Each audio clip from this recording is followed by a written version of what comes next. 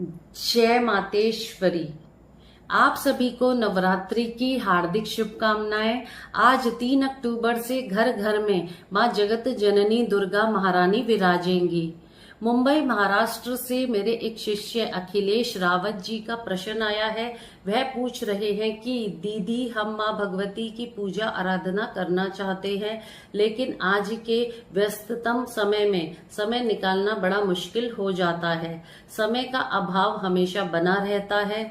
ऐसे में हम दुर्गा सप्तशती का किस प्रकार पाठ करें जिससे नवरात्रि में हमें मां भगवती की कृपा प्राप्त हो और दुर्गा सप्तशती का पाठ भी हो जाए।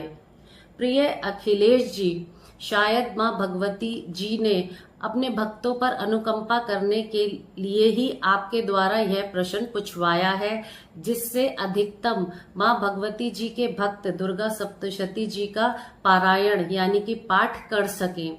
हमारे ऋषियों ने हम पर बड़ी दया करके दुर्गा सप्तशती जी के पारायण का एक संक्षिप्त तरीका बताया है, वह मैं आपको बताती हूँ।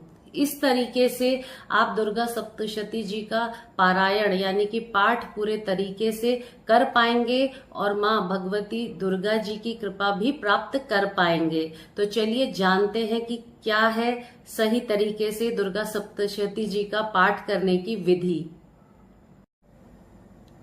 आपको नवरात्रि के प्रथम दिन प्रथम अध्याय का पाठ करना चाहिए।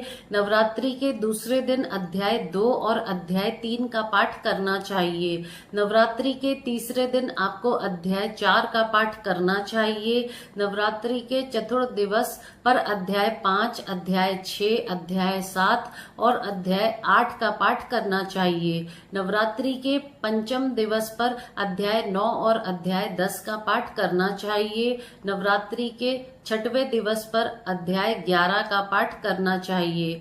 नवरात्रि के सप्तम दिवस पर अध्याय 12 और अध्याय 13 का पाठ करना चाहिए।